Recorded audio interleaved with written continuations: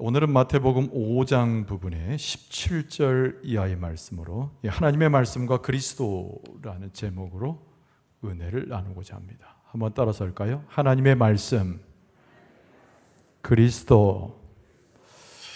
연결되어 있기도 하고 구분해서 봐야 할 중요한 두 주제가 함께 모여져 있는 제목입니다. 하나님의 말씀 그리고 그리스도.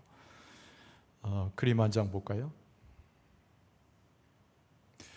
우리나라 성경은 아닌 듯 보이지만 성경인 건 틀림없어 보입니다. 저 사진은 예수님의 가시관 상징하는 동그라미, 거기에 비춰지는 그림자는 예수님의 사랑이네요.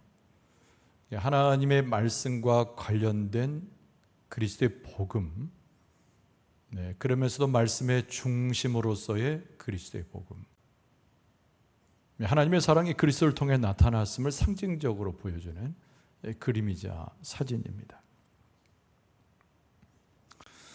우리가 지난번부터 예수님의 산상보훈 또는 수훈을 계속 살피고 있습니다. 마태복음 5장에서 7장까지가 예수님께서 산 위에서 가르치시는 천국의 보물과 같은 말씀이죠. 그래서 산상수훈 또는 보훈이라고도 합니다. 오늘 본문에 이르러서는요, 예수님께서 하나님께서 모세를 통하여 이스라엘 백성에게 주셨던 그 율법과 관계에 있어서 예수님의 복음에 대해서 설명하고 있는 한 부분입니다. 새로운 시작, 예수님의 복음을 일컫는 것이죠. 그러나 이의 새로운 시작은 아무도 모르는 상태에서 출발한 것이 아닙니다. 일찍이 이스라엘 백성들이 가지고 있고 많이 읽고 체험했던 하나님의 율법 말씀에서 시작이 됐죠. 그래서 새로운 것이기도 하고 깨우쳐짐이기도 하고 하나님의 말씀 완성, 이렇게도 표현할 수 있습니다.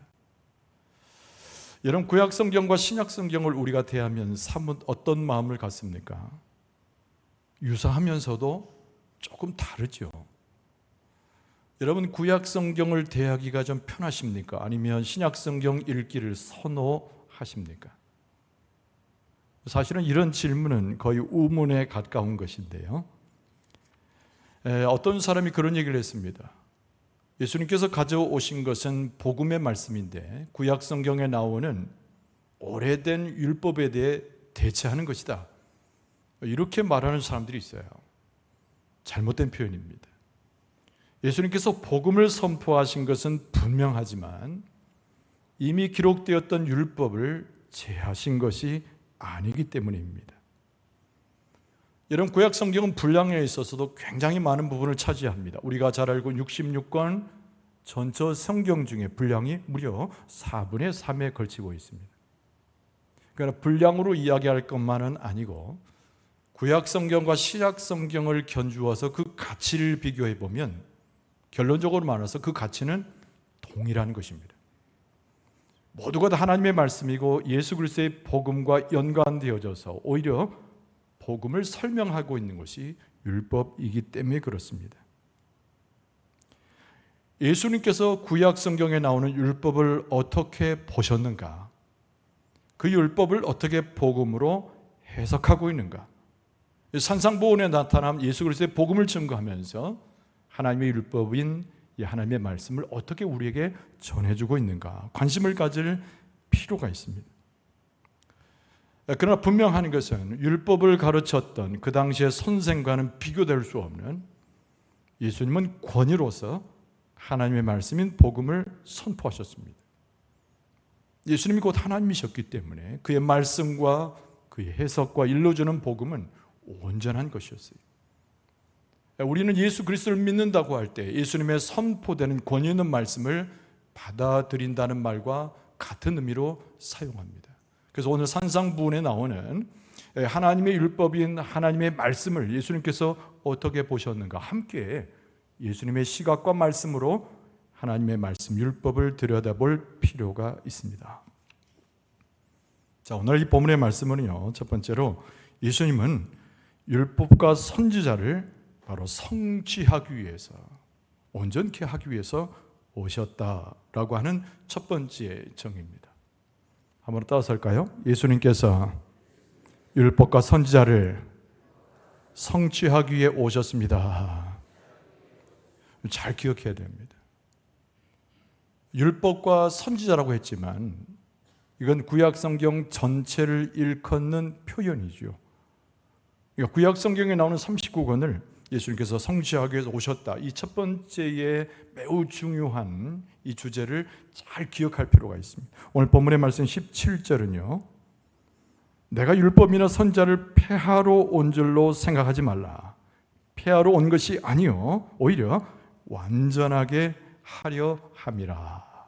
예수님께서 그렇게 직접 말씀하셨어요. 폐하러 온 것이 아니라고 예수님께서 못 박아 말씀하셨습니다. 그러면 예수님께서는 구약 성경 율법이라고 하는 그 말씀을 어떻게 대하셨다고요? 완전하게 하려 하셨다. 예수님께서 직접 그렇게 예수님의 설교 말씀을 듣고 있는 제자들과 수많은 무리에게 그렇게 증언하셨습니다. 오늘 이 복음서에도 이 말씀이 우리에게 고스란히 전해지고 있는 것이죠. 앞서 말씀드린 대로 17절에 나오는 율법과 선지자는 성경, 구약 성경의 모든 율법을 다 일컫는 그 당시에 사람들이 잘 알아들을 법한 구약 성경을 지칭하는 표현입니다. 그런데 이 율법과 선지자를 폐하러 온 것이 아니라 완전하게 하려 함이라 성취하러 오셨다는 거죠. 예수 그리스도의 삶 속에서 하나님의 율법을 어떻게 성취하셨는가를 잘 볼 필요가 있겠습니다.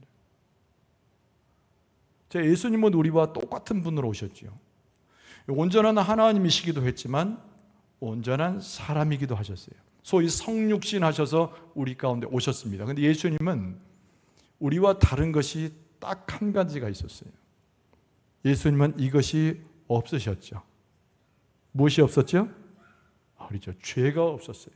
그럼 예수님의 죄가 있는지 없는지 무엇으로 판단할까요? 당연히 하나님의 말씀을 가지고 예수님의 죄의 여부를 판단하는 것입니다. 나 하나님의 아들이니까 당연히 죄가 없지요. 이렇게 이야기할 수 있지만 오늘 율법이라는 관점에서 예수님의 죄가 없으심은 하나님의 율법을 통해서 확인할 수가 있습니다. 바꿔 말하면 예수님께서 공생의 기간 다 포함하고 사생의 기간 다 포함해서 33년을 사시면서 하나님께서 이미 모세를 통하여 이스라엘 백성에 주셨던 모든 율법 한 가지라도 어기신 것이 없으셨다 이 말씀입니다. 여러분 그래서 히브리서 4장 15절에 보면은 이 히브리서의 특징은 누가 썼는지 모르지만 이스라엘 백성을 위해서 쓴 서신이에요. 거기 히브리서 4장 15절에 우리에게 있는 대제사장은 우리의 연약함을 동정하지 못할 이가 아니요 모든 일에 우리와 똑같이 시험을 받으신 이로되 죄는 없으시니라.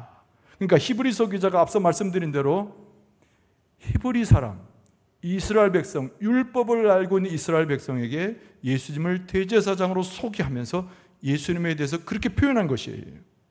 우리는 전부 율법에 저촉이 되고 우리는 전부 율법 가운데 모두가 다 죄인이지만 이 한 분만은 죄가 없으셨는데 하나님이 주신 율법 아래 보니까 예수님은 완전한 분이었다는 거죠. 그래서 하나님의 거룩에 가장 가까이 가신 분, 우리의 고백으로 보면 거룩한 분이죠. 그리고 하나님 예수 그리스도는 완전한 인간의 삶을 사신 분, 죄가 없으시니까. 예수님은 벌써 율법에 빗대어서 그의 죄의 여부가 결정되고 그의 삶 자체가, 예수님의 삶 자체가 율법을 완전히 거룩하여 순종으로 행하신 분이었다. 여러분 예수님의 죄가 없으시면 무엇을 이야기하는 것인가요? 여러분 우리에게 구주가 될 수 있는 유일한 조건이 되는 겁니다. 여러분 이건 역시도 구약 성경에 예언한 바요 하나님의 말씀 속에서 예수 그리스도의 우리의 죄를 대신해서 죽으신 이야기가 이미 기록되어져 있어요. 예수님의 십자가에 구원하신 이야기, 죄 없으신 예수께서 죄 많은 우리를 구원하신 이야기는 또 하나의 율법을 완성하고 있는 것입니다. 여러분 갈라디아서 3장 13절에 보면 사도 바울이 이렇게 말합니다. 그리스도께서 우리를 위하여 저주를 받은 바 되사 율법의 저주에서 우리를 속량하셨으니 그리고 인용을 해요. 기록된 바 나무에 달린 자마다 저주 아래 있는 자라 하였음이라. 구약 성경의 신명기서에 그렇게 예언되어져 있는데 사도 바울이 말하기를 예수님께서 십자가에 달려 죽으심으로 우리 죄를 대신하신 것은 예수님은 죄가 없으심과 동시에 율법을 이루어 우리 가운데 그의 생애가 보여진 바 되었다라고 우리에게 강조하고 있는 겁니다. 모두가 다 율법을 만족시킬 수 없었어요. 그 누구도 율법에서 말씀한 하나님의 구원을 이루는 자가 없었단 말입니다. 그 누구도 율법을 완전히 지키는 자도 의인도 없었는데 예수님이야말로 율법을 통하여 그 율법을 완성시키는 과정에 하나님의 구원을 이루는 분이라고 하는 것이 성경의 증언입니다. 무엇보다도 예수 그리스도의 복음과 구약 성경에 나오는 율법은 전혀 다른 것이 아니에요. 같은 것입니다. 그럼 이것을 우리가 같은 것이라고 어거지로 이야기한다고 해서 같은 것인가? 필체도 다르고 내용도 좀 다르고 어쩐지 어울리지 않는 듯하게 보이는 우리의 눈으로 볼 땐 그렇잖아요. 집에 가서 여러분 산상보훈을 5장에서부터 7장까지 계속 한번 읽어보세요. 근데 거기에 보면 예수님께서 입버릇처럼 하셨던 표현들이 나옵니다. 그러나 내가 너에게 이르노라, 이 표현이에요. 율법은 이러했는데 내가 너희에게 이르노라, 이 표현입니다.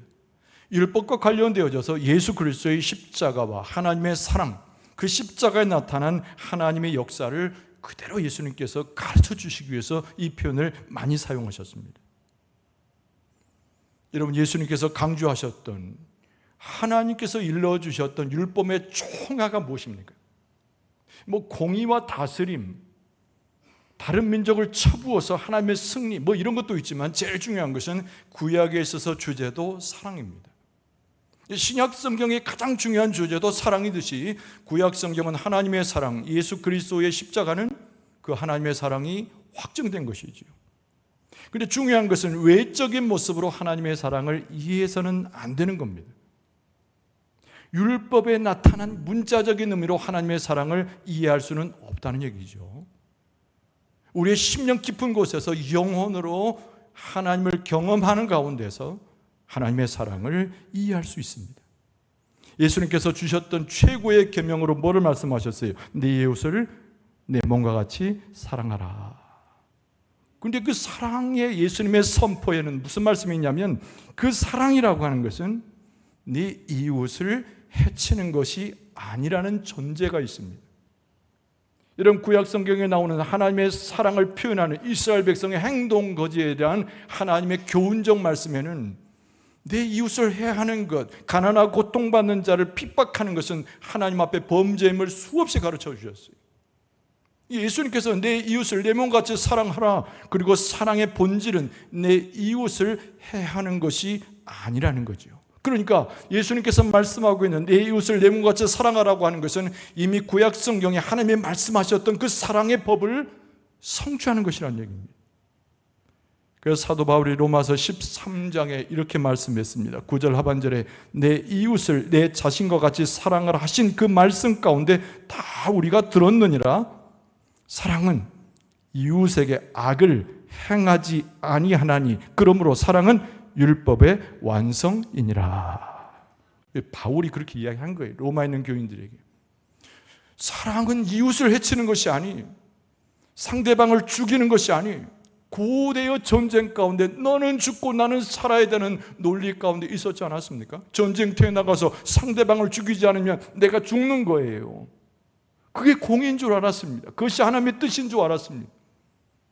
그러나 하나님의 이스라엘을 다스림의 가장 핵심은 하나님의 사랑에 있어요. 그래서 하나님의 모든 율법의 근간이라고 하는 것은 약자된 자, 고통당하는 자, 과부된 자, 어리석어진 자, 핍박받는 자를 돕는 것이죠. 그러니까 하나님의 사랑의 근본은 해하지 않는 거예요. 근데 그것을 예수님께서 말씀하셨을 때 사도 바울은 이야기하기를 예수님께서 내 몸과 같이 내 이웃을 사랑하라, 그 말씀은 구약에 나오는 율법을 완성하는 것인데, 그것이 하나님의 사랑을 깊이 우리의 영혼 깊이 깨닫고 하나님의 사랑을 깊이 체험하고 하나님의 사랑이 내 안에 깊이 들어올 때 그 사랑을 비로소 우리의 삶 가운데 예수님처럼 행할 수 있음을 가르쳐 줍니다. 예수님께서 이 땅에 오셔서 마태복음 5장 이하의 말씀처럼 새로운 복음을 선포하셨다고 해서 하나님께서 창세기로부터 일러주셨던 모든 하나님의 말씀이 사라지는 것이 아니라는 겁니다. 저 창세 전부터 하나님의 말씀은 있었고 그 말씀은 당신의 백성을 다스리는 것이 되었고 그 말씀은 세상이 다 끝나도 흔적 없이 사라져도 그 하나님의 말씀은 영원할 거라는 거예요. 그래서 오늘 본문의 말씀 18절에 보면 진실로 너에게 이르노니 천지가 없어지기 전에는 율법의 1.1획도 결코 없어지지 아니하고 다 이루리라. 이룰 뿐만 아니라 마태복음 24장 35절에 보면 예수님께서 말씀하셔서 천지는 없어질지언정 내 말은 없어지지 아니하리라. 그러니까 하나님께서 먼저 계셨잖아요. 세상보다 먼저 계시지 않았습니까? 창세기 1장에 보면 세상이 창조되는 이야기가 거기 나옵니다. 그때 하나님의 말씀이 먼저 있어요. 그리고 오늘 본문의 말씀에 예수님께서 가르쳐 주신 대로 이 말씀이 우리 가운데 이루어지는데 이런 마태복음 24장에 나오는 예수님의 그 말씀에는 천지가 다 없어지더라도 하나님의 말씀은 없어지지 아니할 것을 말씀하는 것이죠. 예수 그리스도께서 이 땅에 오셔서 사랑의 법을 가지고 오셨는데 이 사랑의 법은 또 하나의 율법을 더하는 것이 아니고 또 하나의 행위를 촉구하는 것이 아니라 하나님의 사랑과 주신 율법을 깊이 깨닫고 감사하고 내 영혼으로 받아들였을 때 그것이 생명력 있는 하나님의 말씀으로 우리에게 적용이 되고 우리를 살리고 마지막 때에 우리를 구원하는 하나님의 말씀임을 예수님께서 선포하신 거예요. 할렐루야. 그러니까 이 하나님의 말씀과 예수님의 복음은 같이 가는 겁니다. 어떤 면에서는 이 말씀이 완성이 되어지고 성취가 되어지고 예수님께서 복음을 드디어 들고 오셔서 우리 죄 많은 인간의 구원받은 이후에 그 말씀 가운데 새로운 생명의 삶을 살아가도록 예수님께서 그 길을 이어셨다는 겁니다. 할렐루야. 그럼 오늘 본문의 말씀 속에서 우리는 또 무엇을 깨닫는가? 우리는 그래요. 우리는 예수께서 가르친 그 모든 것을 실천하고 가르치는 속에서 하나님의 말씀인 율법이 예수 그리스도의 복음 가운데 어떻게 드러나는가를 알게 됩니다. 따라서 봅시다. 우리는 그 모든 것을 실천하고 실천한 것을 가르쳐야 합니다. 제목이 길어서 뺐지만 우리는 그 모든 것을 실천하고 우리가 실천한 것을 또 가르쳐야 되는 거예요. 19절 말씀은 율법의 순종함을 우리에게 가르쳐 줍니다. 여러분 19절 보면 그러므로 누구든지 이 계명 중에 지극히 작은 것 하나라도 버리고 또 그같이 사람을 가르치는 자는 천국에서 지극히 작다 일컬음을 받을 것이요. 그렇지만 누구든지 이를 행하며 그랬어요. 이를 행하며 가르치는 자는 천국에서 크다 일컬음을 받으리라. 행하여 가르치라는 거예요. 여기서 행한다는 것은 율법의 작구를, 율법에 나오는 형식을 행한다는 뜻이 아닙니다. 이미 오늘 앞에서 말씀 가운데 함께 나눴던 것처럼 예수 그리스도의 복음을 내 안에 받아들이고 하나님의 사랑과 그 역사를 심령과 영혼에 새기고 그걸 감동되고 감복되어서 나가는 행함 실천을 말씀하는 것이죠. 예수님께서 원하셨어요. 제자들을 불러 모으시고 많은 사람들 앞에 산 위에서 가르치시면서 원하셨어요. 예수님께서 가르치시는 천국 복음을 다 듣고 새기고 끝나는 것이 아니라 삶 속에서 실천하고 그 실천한 것들을 많은 사람들에게 가르칠 것을 예수님이 원하셨습니다. 예수님께서 십자가에 달려 죽으셨지 않습니까?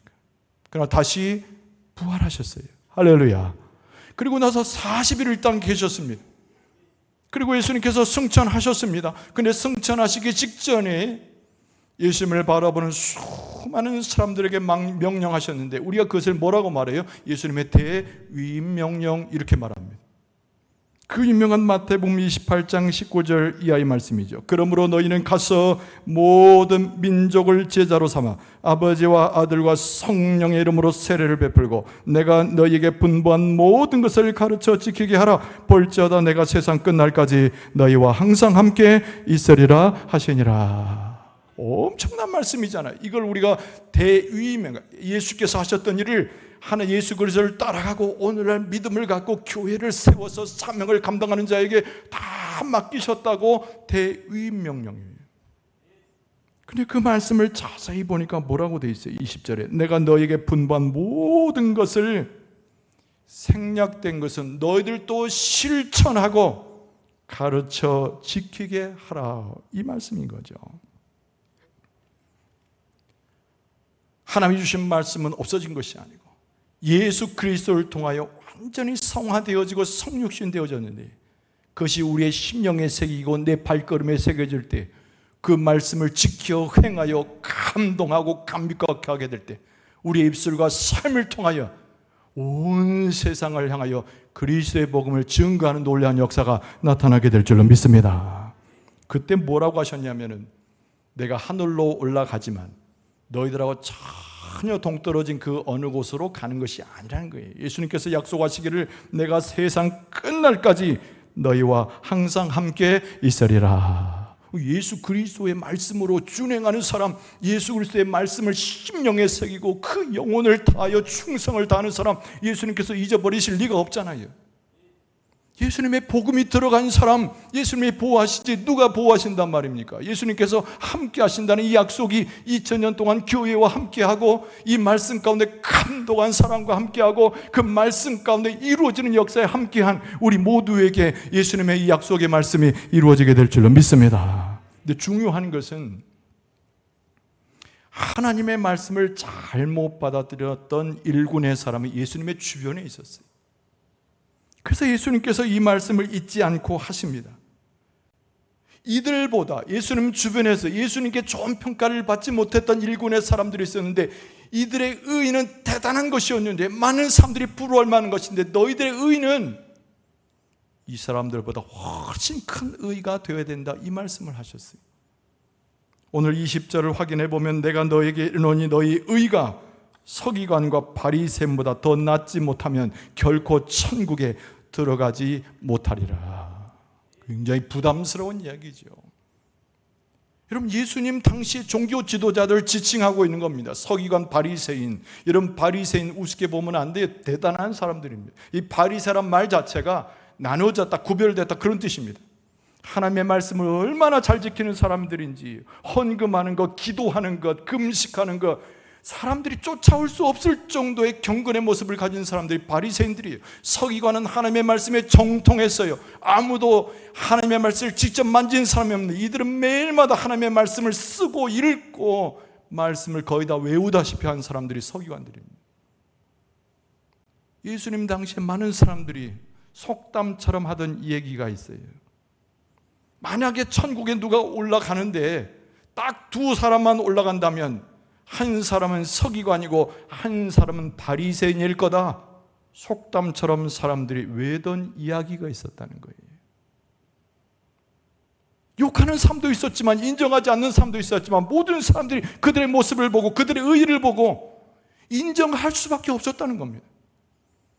그런데 예수님은 정작 이 땅에 오셔서 서기관과 바리새인들을 인정하신 적이 한 번도 없으시죠. 그리고 예수님의 이 말씀을 듣고 복음의 말씀을 듣고 있는 사람들에게 예수님께서 당부하신 거예요. 너희 의가 서기관과 바리새인보다 더 낫지 못하면 결코 천국에 들어가지 못하리라 그랬단 말이에요. 도대체 이 말씀이 무슨 말씀입니까? 여러분, 바리새인들의 의, 서기관들의 의는 하나님의 말씀을 제대로 실현하지 못하고 가르치지 못하는 어리석음 가운데 머물러 있었다는 거예요. 여러분, 서기관과 바리새인이 잘못했던 범죄의 세 가지가 있습니다. 여러분, 첫 번째는 무엇인가 하니 너무 이기적이었다는 거예요. 연회가 베풀어지면 상석에 앉기를 원했습니다. 함께 기도하는 자리가 되면 자기를 높여줄 자를 찾아 헤맸습니다. 그리고 많은 사람들이 랍비여, 선생님이라고 부르기를 너무 즐겨하고 요청했던 사람들입니다. 철저히 이기적이었던 사람들이 바리새인들이. 여러분, 두 번째 특징은 무엇입니까? 그들은 자기가 원하는 것만 행해요. 하나님의 말씀 율법이 있었지만 자기에게 마음에 달가운 것, 사람들에게 자랑스럽게 드러내는 것만 내놓습니다. 마지막 세 번째는 너무 가식적이에요. 외식하는 자. 예수님께서 그들을 보고 말씀하지 않으셨습니까? 이런 마태복음 23장 27절에 보면 화 있을진저 외식하는 서기관들과 바리새인들이여 회칠한 무덤 같으니 겉으로는 아름답게 보이나 그 안에는 죽은 사람의 뼈와 모든 더러운 것이 가득하도다. 예수님께서 통렬하게 비난하면서 이들의 가식과 헛된 외식을 질타하셨던 것이죠. 모든 사람이 인정했다니까요. 그들의 의를 인정했다니까요. 천국에 올라가면 이 두 부류만 올라갈 것이라고 얘기했다니까요. 그러나 예수님께서는 이들의 의보다 너희들의 의가 더 크지 않으면 천국에 들어갈 자가 아무도 없을 것이라고 말씀합니다. 그러면 도대체 우리가 가져야 할 큰 의는 무엇입니까? 바리새인보다 서기관들보다 많은 사람들이 부러워하고 인정한 그들보다 더 큰 의는 도대체 우리에게 무엇이 있습니까? 여러분, 두 가지로 정리해요. 첫 번째는 그리스도를 믿는 그 믿음이 더 큰 의를 이루게 되는 줄로 믿습니다. 빌립보서 3장 9절에 보면은 그 안에서 발견되려 하매니 내가 가진 의는 율법에서 난 것이 아니요 오직 그리스도를 믿음으로 말미암은 것이니 곧 믿음으로 하나님께로부터 난 의라. 예수 그리스도의 십자가, 그것을 통해서 우리는 의를 입었고 예수 그리스도의 십자가로 우리는 예수 그리스도의 뒤를 따르는 삶을 살게 되지 않았습니까? 바리새인 중에 아무도 예수님을 따른 자가 없었어요. 서기관들은 그렇게 하나님의 말씀을 알아서 메시아의 탄생을 기다리는 것 같았지만 아무도 예수님을 인정하지 않았습니다. 우리는 율법의 기준으로 볼 때 허무하고 어리석고 아무것도 지치 않는 불의한 사람들이지만, 그러나 하나님께서 우리를 너무 사랑하셔서 우리 안에 예수 그리스도의 십자가를 믿는 믿음을 넣어주셔서 예수 믿는 것 그 한 가지만 가지고 우리는 의로운 자가 되어 바리새인과 비교할 수 없는 큰 의로 천국을 향하여 들어가게 될 줄로 믿습니다. 여러분, 또 하나 중요한 것이 있어요. 여러분, 성령에 의해서 우리 안에서 그 큰 의가 역사하는 줄로 믿습니다. 여러분, 로마서 8장 4절에 보면 육신을 따르지 않고 그 영을 따라 행하는 우리에게 율법의 요구가 이루어지게 하려 하심이라. 여러분, 하나님의 말씀인 율법이 패한 것이 아니에요. 여러분, 우리는 성경을 보고 어떻게 하나님의 의를 쫓아가는지, 어떻게 하나님의 율법을 따라 제사를 드리는지, 어떻게 하나님을 사랑하는지, 어떻게 거룩한 백성으로 서는지, 하나님께 선택받은 백성답게 어떻게 정직하고 하나님의 뜻에 그 삶을 살아가야 되는지를 알게 되는 거예요.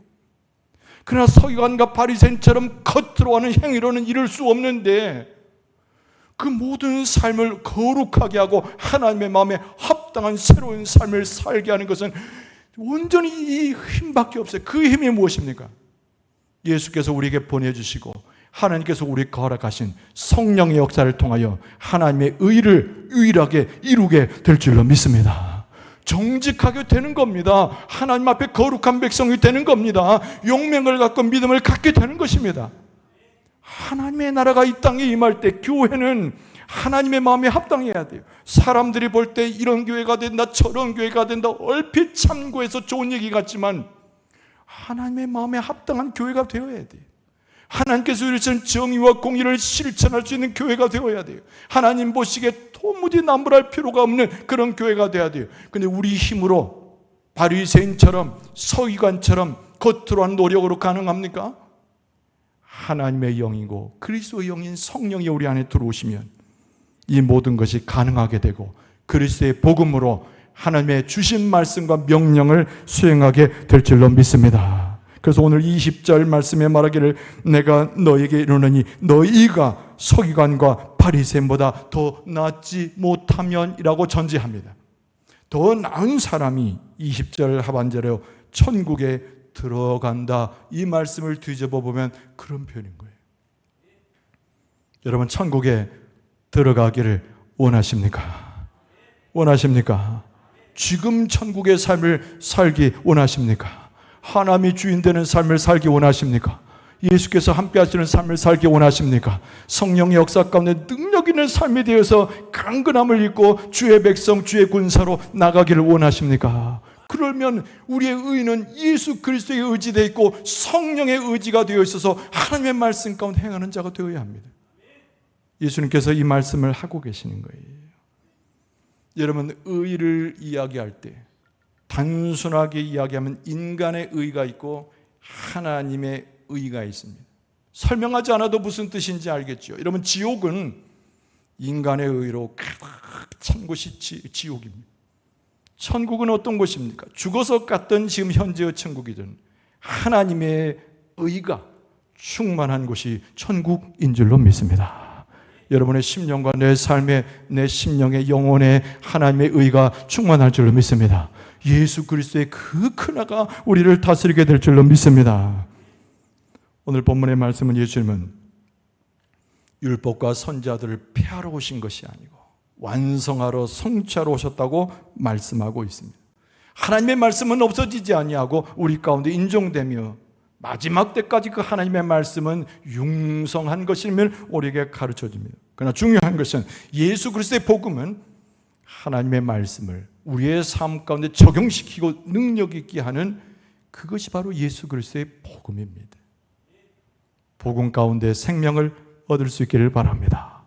복음 가운데 하나님의 말씀으로 살기를 바랍니다. 복음 가운데 소망을 가질 수 있기를 바랍니다. 예수 그리스도의 은혜 성령의 인도하신 가운데 하나님의 말씀을 완성해가고 그 말씀 가운데 교회를 세워가고 마지막 때까지 그 말씀을 생명 바쳐 그 길을 걸어갈 수 있는 여러분과 저의 모습 될 수 있기를 주의 이름으로 축원합니다.